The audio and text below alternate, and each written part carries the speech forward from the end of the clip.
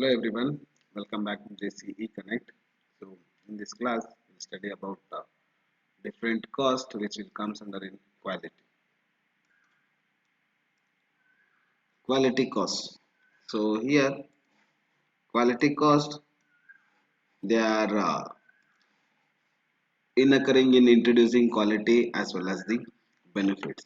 So here, whatever the cost which is required to achieve a proper quality and whatever the cost we can save if we have not adopted any quality aspects in the construction, so they all are relatable to this quality cost. So this is done by identifying and defining the following categories of costs which are associated with making, finding and repairing or avoiding defects. So whatever the cost which will come associated with this preparation of the product or finding any mistakes or any repairing cost can get when we fail to achieve 100% quality, and then whatever the cost which will use to avoid the defects part of the product. So these all are relatable to this quality cost. Okay, so the breakdown of this quality cost is as given like this, such as quality cost, first it is divided with control cost and then failure cost. So here again failure cost, which is defined as internal failure cost and then external failure cost. Okay, and next you can see the control cost they have given with respect to prevention cost and then appraisal cost. So total you need to remember these four, like internal failure cost, external failure cost and then prevention cost, appraisal cost. So this internal and external failure cost which are purely related to this failure cost of the product, and controlling in the sense how well we can monitor those, how well we can control those activities without any defects and all. So the cost which are required to monitor those which comes under in control cost. So again in that you can see prevention cost and then appraisal cost.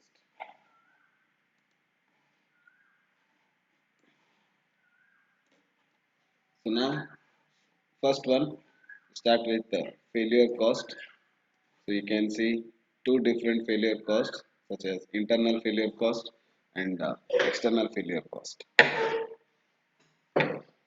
So these are the costs which would appear if no defects exist the product prior to the shipment to the customer. Okay, so whatever the cost which will get required before delivering that one to the customer, so they all are which comes under in internal failure cost.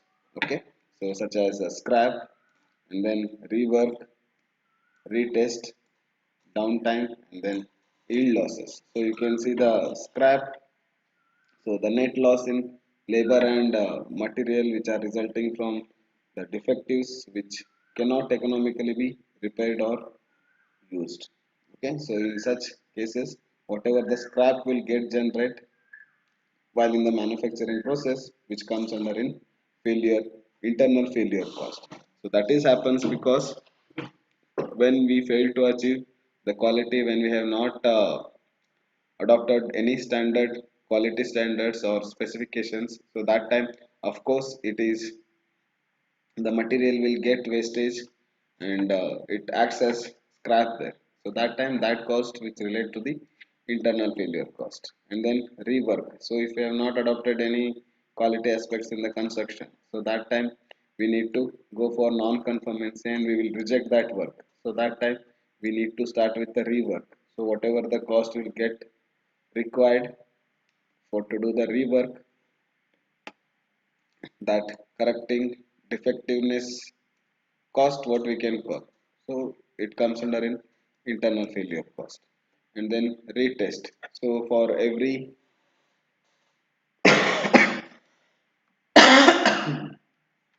so for every part of the work we'll do the inspection and we'll do the testing. So once we get reject the material if it is which is not specified with any Indian standard code books. So again we'll rework that and again we'll conduct retest for those materials or products. So whatever the cost required to do that retest, that comes under in internal failure cost. And then downtime.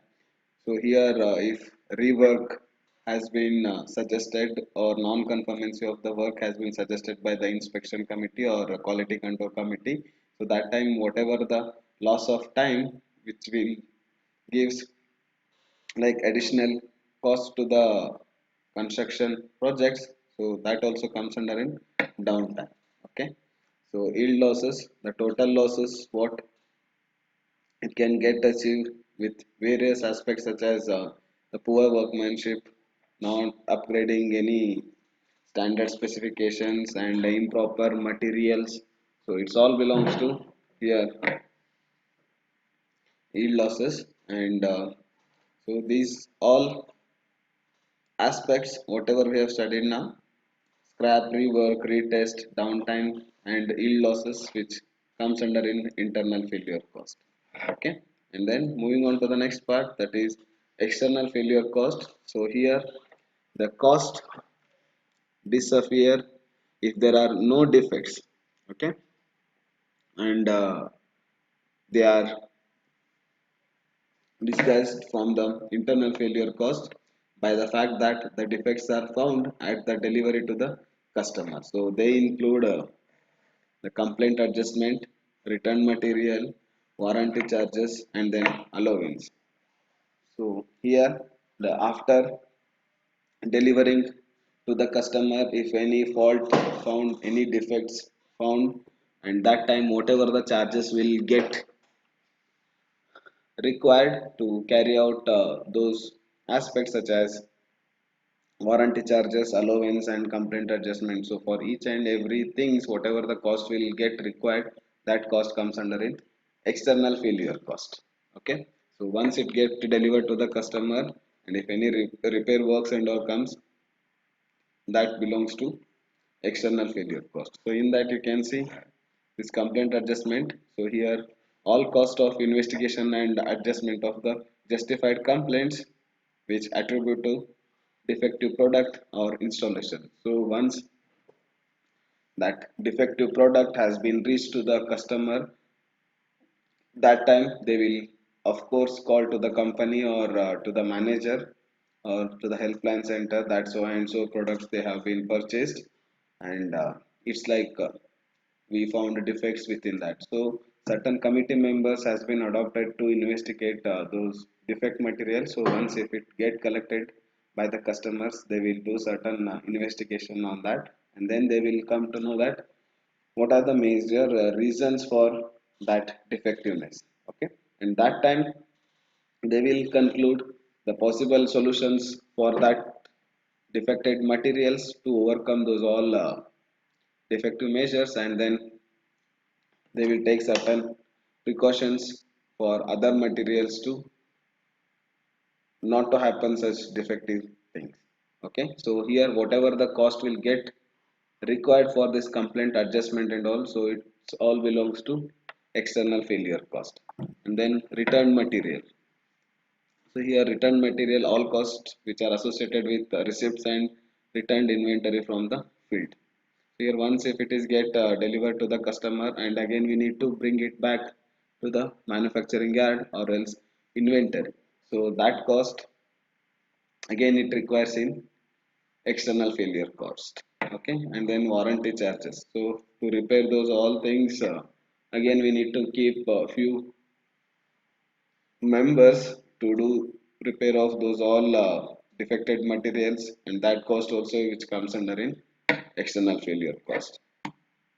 And then allowance, that is cost of concessions made to the customers due to the substandards products which are being accepted by the customers, as it includes loss in income due to downgrading products for sale as seconds. Okay, so once the products has been sold, and then if the customers found any defects within that, obviously they will return that, and again after repairment it acts as the second quality product. So while selling the defected material, again that cost have been reduced, and whatever the loss will get generated at that time, it again relates to the external failure cost.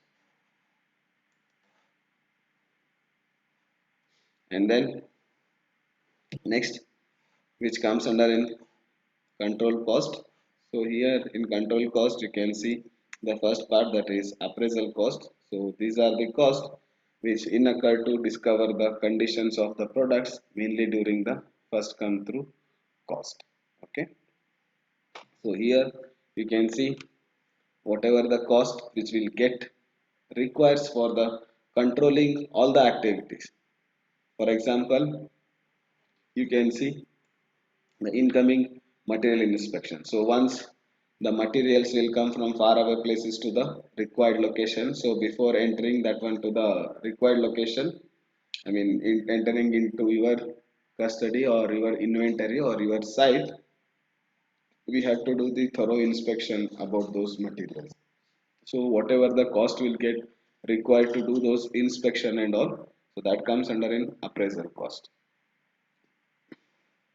And then inspection and test. So the cost of checking the conformance of the product through its progression in the factory, that including the final acceptance and check of packing and shipping, that includes life, environmental and reliability test. So whatever the cost which is required for testing and inspection about the materials or about the products, so that cost which comes under in appraisal cost. So maintaining accuracy of the test equipment. So here for each and every stages we conduct certain tests to check the quality of that material or that product. So here that testing equipment has to be properly maintained, so that maintenance cost also which comes under in appraisal cost. And materials and services consumed. So while conducting the test on different materials, we'll use some materials as well as some services. So like whatever required materials cost will get adding, so that cost also which comes under in appraisal cost. And then evaluation of stock. So here evaluation of stock, that includes cost of testing products in field storage or stock to evaluate gradation. So to check the final results of the test, especially in the stock, so whatever the charges will get developed, so everything which comes under in appraisal cost. And then prevention cost. So if any defects and all that's found, or you will come to know that in further part, in further stage, might be the defects will get comes, might be the mistakes will get shown, might be that non-conformancy may come. So that time, as a quality control members or inspection members, they will take necessary precautions for that. So whatever the cost will get generate or get required for the prevention purpose, so everything which comes under in prevention cost. Okay, so that no defects or negativity product can get passes from the company to the customers. And here quality planning. So for quality planning also we require certain input data and then the list of activities. So to monitor these all things we require some funds, so that cost also which comes under in prevention cost, right? And here collectively that create quality plan, inspection plan and reliability plan and data system and numeric specialized plan. So whatever the data required for to maintain these all plans, so it requires some additional cost, so that comes under which are specified with the quality planning. So that directly adding to the prevention cost. So it also includes preparation of the manuals and procedures, so that while execution of the work, so as per the standards they need to maintain these all aspects. So they will give those manuals as well as the standard procedures to the subcontractors as well as the contractors, so that as per that manuals and Indian standard specifications, they need to carry out the work so that they can achieve 100% of quality. So whatever the cost which will get required to manufacture these manuals as well as these procedures, whatever the preparation charges are there, so everything which comes under in prevention cost. And new product review, so that includes preparation of bid proposal, evaluation of new design, preparation of test and experiment programs, and other quality activities which are associated with the launching of new designs. So here new designs we cannot say that whether it will be successful or not. So for different trials and errors, whatever we will consider in this product review, so that all cost which will get adds to the prevention cost. And then training. So basically in training, the cost of preparing the training programs for attaining and improving the quality performance, that includes the cost of conducting formal training program as well. So here the training has to be given from top management to the lower management. So here quality committee members, they will assign certain meetings to the contractors as well as the subcontractors, including labors also. So they will give certain programs to them such that how well they can achieve the quality. So they will explain each and every works which are carried out by that construction work, so that laborers and even the other helpers or subcontractors and contractors, they will come to know that yes, we can conduct the work in this way and then we can achieve the 100% of quality in the construction. So they will give certain training for them, and I mean that is a technical training, so that they will be explaining well in advanced method, so that those who are working in that particular criteria, they will be having well knowledge within that aspect, so that this training whatever they will get conduct, the training allowance also it will get add up to this prevention cost. And then process control, so that includes that the part of process control which is conducted to achieve the fitness for use as distinguished from the achieving productivity and even safety. So that cost also which will add to this prevention cost. And then quality reporting. So on every week basis, on every day basis, we need to prepare certain reports, and that one we need to submit to the top management, to the bottom, I mean lower management. So in that cases whatever the cost will get required to prepare those reports, so everything that adds with this prevention cost. And moving on to the next concept, that is quality assurance. It's like it is the process of directing the organizing effect towards the methods, and that process is to prevent non-conformance to achieve quality objectives. So quality will be having certain objectives. So to achieve that, we require this quality assurance. So that one we can give it once we get complete that manufacturing process. So this quality assurance stage which will comes after this quality control.